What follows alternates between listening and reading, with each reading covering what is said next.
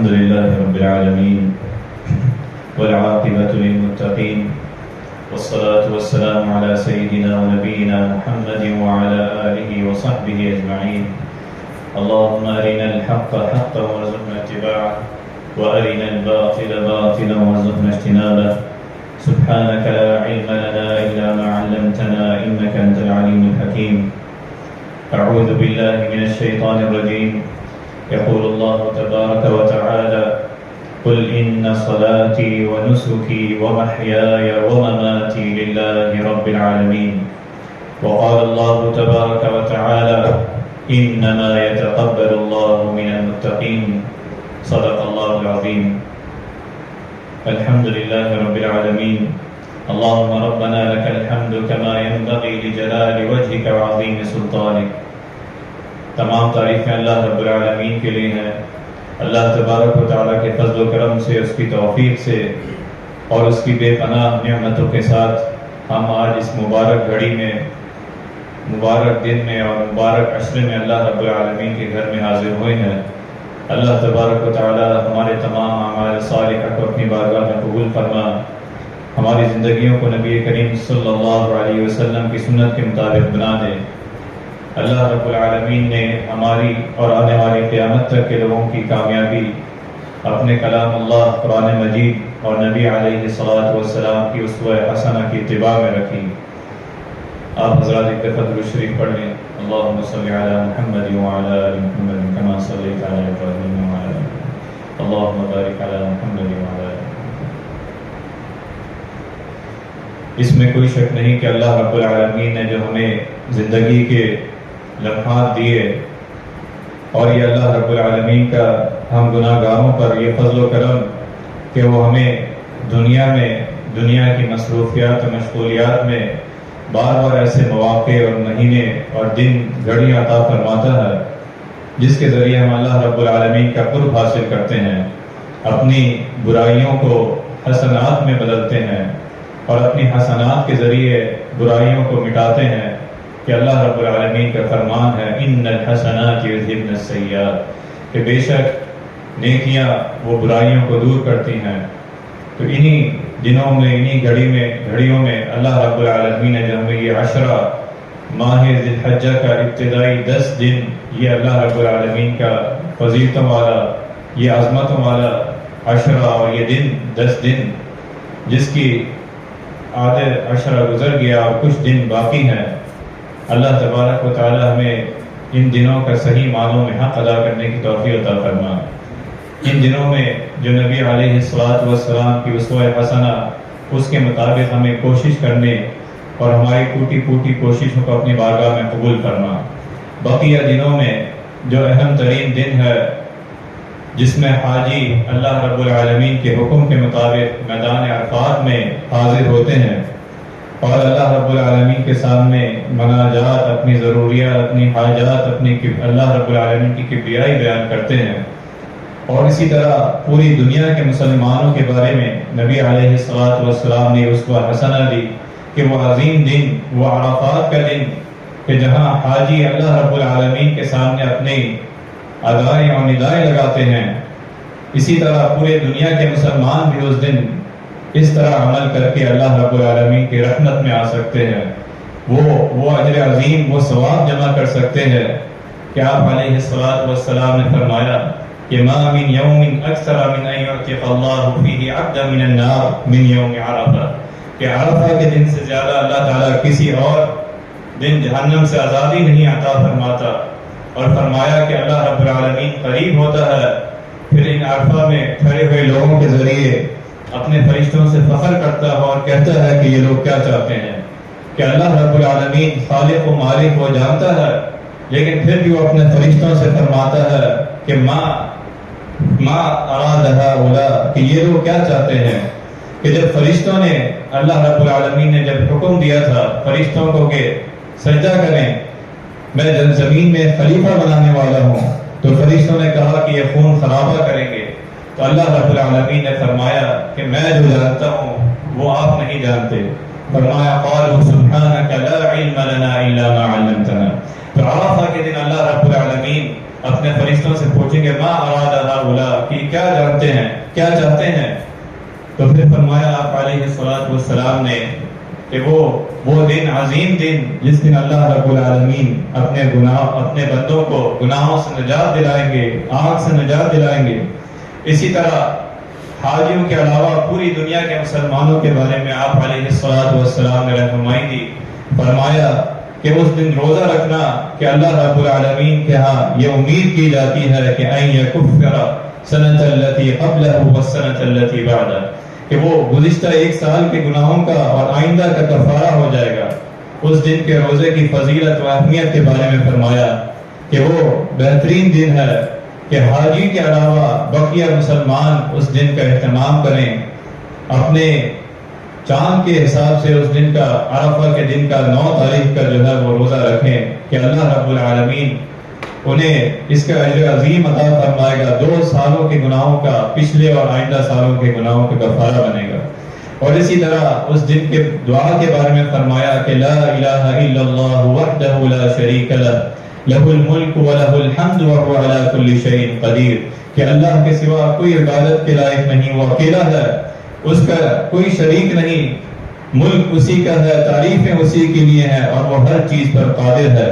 فرمایا تمام دعاؤں سے بہتر ہے اور سب سے افضل کلمہ کہ اس دن کہا جائے، بلکہ ہر لمحے اللہ کے ذکر میں اس کی کبریائی اور تکبیرات بیان کی جائیں۔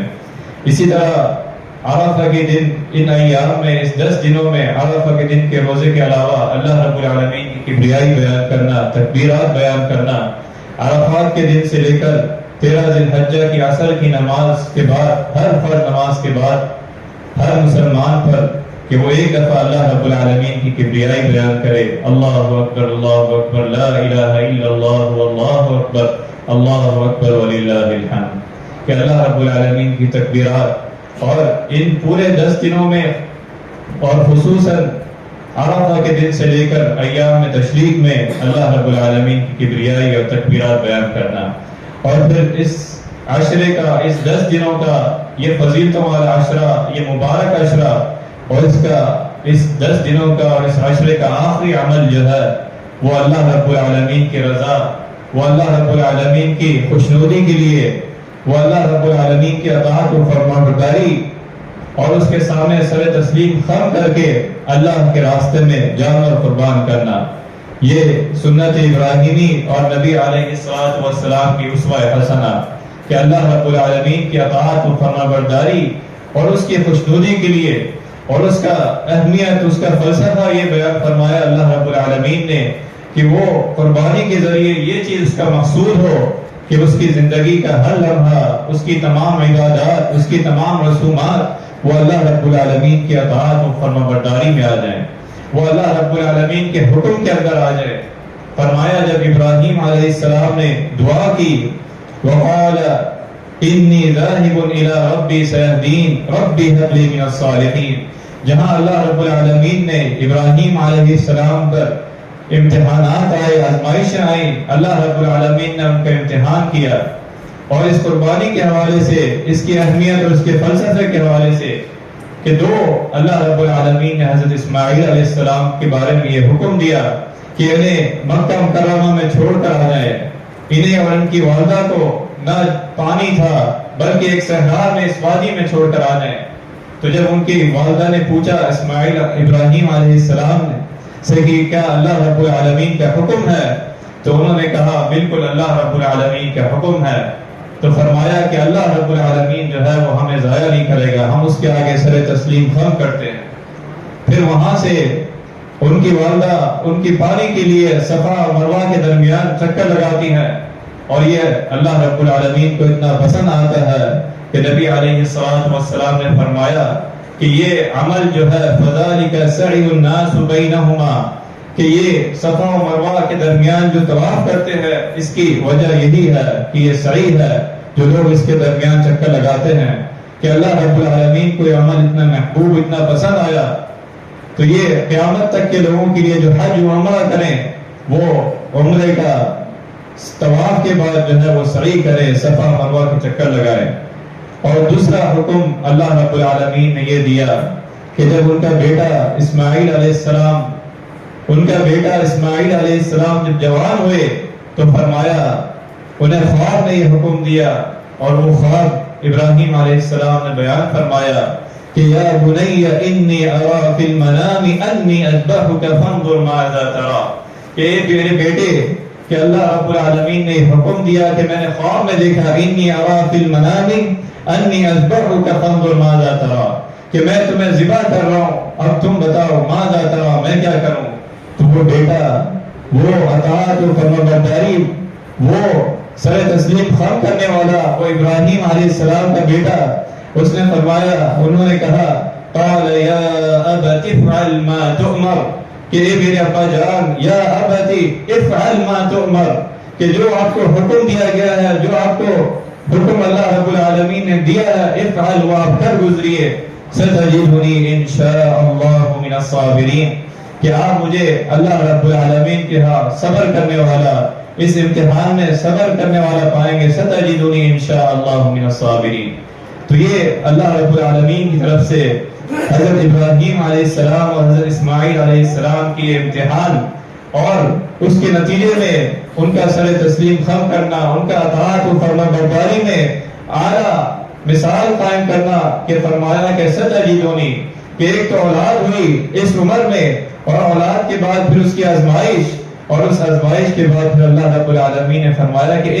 انہیں ذبح کر دے، انہیں اللہ کے راستے میں قربان کر دیں، تو فرمایا ستجدنی انشاء اللہ من الصابرین، کہ آپ مجھے صبر کرنے والوں میں سے پائیں گے۔ تو اللہ رب العالمین نے اس امتحان کے بارے میں فرمایا کہ وہ عظیم امتحان تھا، وہ بہت بڑا امتحان تھا، ان ھذا لہو البلاء المبین، یہ بہت بڑی عظیم امتحان تھا جس میں وہ کامیاب ہوئے۔ کہ آپ دیکھیے کہ نبی ہے ابراہیم علیہ السلام، باپ ہے، لیکن اس کے باوجود اللہ رب العالمین نے فرمایا ان ھذا لہو البلاء المبین، کہ ایک باپ اپنے بیٹے کو لے جا رہا ہے اللہ رب العالمین کے حکم کے آگے سر تسلیم خم کرنے، اور اس پر صبر کر رہا ہے، اس کی اطاعت و فرمانبرداری کر رہا ہے، تو فرمایا کہ وَفَدَيْنَاهُ بِذِبْحٍ عَظِيمٍ، پھر ہم نے اس کی جگہ ایک جانور ذبح کر دیا، کہ یہ بہت بڑی ان کی قربانی تھی، یہ اللہ رب العالمین کی اطاعت تھی، یہ اس کی حکم کی تکمیل تھی۔ وَفَدَيْنَاهُ بِذِبْحٍ عَظِيمٍ، تو یہ اس قربانی کے موقع پر اس چیز کو ارادہ کرنا کہ اللہ رب العالمین کو کیا مقصود ہے، اللہ رب العالمین کو کیا مطلوب ہے ہمارے سے، اور اللہ رب العالمین اس قربانی کے ذریعے ہمارے اندر کیا جذبہ پیدا کرنا چاہتے ہیں، وہی جو میں نے اللہ رب العالمین نے ذکر کیا، جو ابھی تلاوت کی، قُلْ إِنَّ صَلَاتِي وَنُسُكِي وَمَحْيَايَ وَمَمَاتِي لِلَّهِ رَبِّ الْعَالَمِينَ، کہ اس کا مقصود یہ ہے، کہہ دے ان صلاتی، میری نماز، میری تمام رسوم عبادات، میرا جینا اور مرنا للہ رب العالمین، وہ اللہ رب العالمین کے لیے ہو۔ جس طرح میں اس کے حکم کے لیے اگر حج کرنے گئے ہیں وہ حج کیا، وہ میدان عرفات میں ٹھہرا، وہ مزدلفہ میں قیام کیا، وہ مینا میں گیا، جس طرح اللہ رب العالمین کے حکم کے اس کے آگے سر تسلیم خم کرتے ہیں حاجی، اور یہ ادا اور ندا لگاتے ہیں لبیک اللہم لبیک، کہ اللہ میں حاضر ہوں، میں اپنی تمام زندگی تیرے آگے سر تسلیم خم کرتا ہوں، تیرے سوا کوئی عبادت کے لائق نہیں۔ تو اسی طرح پوری دنیا کے مسلمان جب جانور پر چھری رکھتے ہیں، جب جانور کو لیتے ہیں، جب اس موقع پر قربانی کرتے ہیں، تو وہ یہ اپنی زندگی میں اس پیغام کو، اس اللہ رب العالمین کو جو مطلوب ہے اس کو یاد کریں، کہ فرمایا ان صلاتی ونسکی ومحیای ومماتی للہ رب العالمین۔ پھر آپ علیہ الصلوۃ والسلام نے جو ہمیں رہنمائی دی قربانی کے حوالے سے، کہ فرمایا کہ آپ علیہ الصلوۃ والسلام نے فرمایا کہ قربانی کے دن سب سے پہلے ہم نماز عید ادا کریں گے، سب سے پہلے ہم نماز عید ادا کریں گے، پھر لوٹ کر قربانی کریں گے۔ فرمایا جو شخص اس طرح کرے وہ ہماری سنت کو پالے گا، اور جو شخص عید کی نماز سے پہلے قربانی کرے تو وہ قربانی نہیں ہوگی اس کی، یعنی نماز عید کے بعد جو ہے وہ قربانی کرنا، یا آپ علیہ الصلوۃ والسلام کی اسوہ حسنہ، اور قربانی ہوگی یہ ہے کہ جب اللہ رب العالمین کا حکم اور نبی علیہ الصلوۃ والسلام کی اسوہ حسنہ کے مطابق ہو۔ اور فرمایا کہ جو شخص قربانی کی طاقت رکھتا ہو اسے قربانی ضرور کرنی چاہیے، جو شخص طاقت رکھتا ہو، جس کو اللہ رب العالمین نے استطاعت دی ہو، تو اسے قربانی ضرور کرنی چاہیے، اور جو اس کے باوجود بھی قربانی نہ کرے وہ ہماری عیدگاہوں پر نہ آئے، اس کے قریب نہ آئے۔ تو جو اللہ رب العالمین نے اسے استطاعت دی ہے پورے سال میں، یہ موقع اللہ رب العالمین کے حکم کے مطابق اس کی اطاعت و فرمانبرداری کے لیے، اور اس کا گوشت بھی وہ اپنے گھر میں، اپنے اہل ویال میں، اپنے رشتہ داروں میں کھائے پیے، تو فرمایا کہ اسے ضرور چاہیے کہ اس موقع کا فائدہ اٹھائے اور نیکیاں اور اللہ رب العالمین کی اطاعت و فرمانبرداری کو یہ بجا لائے۔ فرمایا انما یتقبل اللہ من المتقین، بے شک اللہ متقیوں کا عمل قبول فرماتا ہے۔ بے شک اللہ رب العالمین وہ عمل اللہ کے ہاں اس کا درجہ، اس کی فضیلت و اہمیت و مقام و مرتبہ بڑا ہے جو صرف اور صرف اللہ رب العالمین کی رضا کے لیے ہو۔ انما یتقبل اللہ من المتقین۔ فرمایا فصلی لربک وانحر، کہ اپنے رب کے لیے نماز پڑھیے اور اسی کے لیے قربانی کریے۔ فصلی لربک وانحر۔ پھر اسی طرح قربانی کے آداب میں آپ علیہ السلام نے جو ہمیں رہنمائی دی کہ اللہ رب العالمین نے جو فرمایا کہ وہ اللہ رب العالمین کا نام لے کر ذبح کرے، لعن اللہ من ذبح لغیر اللہ، کہ اللہ رب العالمین کی لعنت ہو اس شخص پر جس نے غیر اللہ کے لیے جانور ذبح کیا۔ تو یہ اس کے آداب میں ہے کہ جب وہ ذبح کرے تو اللہ رب العالمین کا نام لے کر بسم اللہ اللہ اکبر کہہ کر بلند آواز سے وہ اسے ذبح کرے۔ اسی طرح فرمایا کہ ہم جب قربانی کا جانور لیتے، ابو امامہ بن سہل بیان کرتے ہیں کہ ہم مدینہ میں قربانی کے جانور کو خوب اچھا جانور لیتے، اسے کھلاتے پلاتے اور اچھا جانور لیتے اور وہ نقص سے جو ہے پاک ہوتا، جس طرح آپ علیہ السلام نے فرمایا خاص طور پر وہ جانور جو بھینگا ہو، اس کا بالکل واضح ہو گیا بھینگا پن، وہ جانور جو مریض ہو اور اس کی بیماری بالکل عیاں ہو، اور وہ جانور جو لنگڑا ہو اور اس کا لنگڑا پن بالکل نظر آ رہا ہو، اور اسی طرح وہ کمزور و لاغر جانور ہو جس کی ہڈیوں میں گودا نہ ہو، اس سے بچا جائے۔ اسی طرح فرمایا کہ جس کے کان کٹے ہوں اور اس کے سینگ ٹوٹے ہوں، یعنی وہ عیب دار ہو، تو ایسے جانور کی قربانی جو ہے وہ جائز نہیں۔ اسی طرح آپ علیہ السلام نے جو ہمیں رہنمائی دی کہ جانور کے اہتمام کے ساتھ اور اپنے قربانی کے وقت موجود رہنا، بلکہ خود قربانی کرنا، یہ اللہ رب العالمین کو مطلوب ہے کہ قربانی کے ذریعے یہ اس کے اندر جذبہ ہے کہ وہ جس طرح اس جانور پر قربانی کر رہا ہے، چھری پھیر رہا ہے، وہ اسی طرح زندگی کے ہر لمحے وہ اللہ رب العالمین کی اطاعت و فرمانبرداری کے سامنے اپنی تمام خواہشات کو، اپنے تمام رسومات، اگر اللہ رب العالمین کے ٹکراؤ، اگر اللہ رب العالمین کے مطابق نہ ہو تو وہ اسی طرح اپنے خواہشات کے سامنے، اپنے خواہشات کے آگے وہ چھری پھیرے گا، کیونکہ اللہ رب العالمین کا یہ حکم ہے ان صلاتی و نسکی و محیای و مماتی للہ رب العالمین انما یتقبل اللہ من المتقین، کہ اللہ رب العالمین متقیوں کا عمل جو اللہ کے لیے ہو وہ قبول فرماتے ہیں۔ اسی طرح آپ علیہ السلام نے ہمیں جو رہنمائی دی نماز عید الاضحیٰ کے لیے اور نماز عیدین کے لیے، کہ آپ علیہ السلام کی اسوہ حسنہ کہ جب عید کے دن نکلتے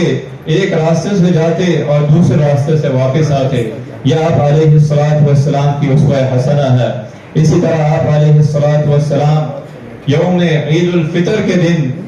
کوئی چیز بغیر کھائے عید الفطر کی نماز کے لیے نہیں نکلتے،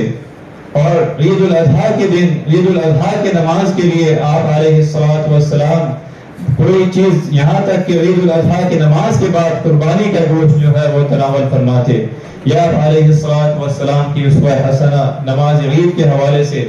اسی طرح آپ علیہ السلام کی اسوہ حسنہ کہ ان خوشیوں کے موقع پر، عید کے موقع پر اپنے اہل و عیال کو بھی نماز عید میں شامل کیا جائے، عید گاہوں میں اپنے اہل و عیال کو، اپنی خواتین اور بچوں کو بھی اس خوشیوں کے موقع پہ انہیں شامل کیا جائے۔ یہاں تک کہ آپ علیہ السلام نے فرمایا کہ وہ خواتین جو مخصوص ایام میں ہو انہیں بھی عیدگاہ لایا جائے، وہ بھی دعاؤں میں شامل ہو، وہ بھی خوشیوں میں شامل ہو۔ تو اللہ تبارک و تعالی اس ماہ عشرہ میں، اس عشرہ میں جو ہمیں نیک اعمال کی ہیں، اللہ تبارک و تعالی اسے اپنی بارگاہ میں قبول فرما۔ اللہ تبارک و تعالی ان 10 دنوں کا صحیح معنوں میں ہمیں حق ادا کرنے کی توفیق عطا فرما۔ اللہ رب العالمین ہمارے تمام اعمال صالحہ کو اپنی بارگاہ میں قبول فرما۔ اللہ رب العالمین حاجیوں کے حج کو اپنی بارگاہ میں قبول فرما، اور ہم نے جو ٹوٹی پھوٹی کوششیں کی ہے، جو بقیہ دن رہ گئے ہیں اس افضل ترین عشرے کے، عرفہ کے دن، قربانی کا دن، تکبیرات کے ایام، اللہ رب العالمین اخلاص کے ساتھ ہمیں اس عمل کو صحیح معنوں میں ادا کرنے کی، صحیح مقصود و مطلوب کے ساتھ ادا کرنے کی توفیق عطا فرما، اسے اپنی بارگاہ میں قبول فرما۔ وآخر دعوانا الحمد للہ رب العالمین۔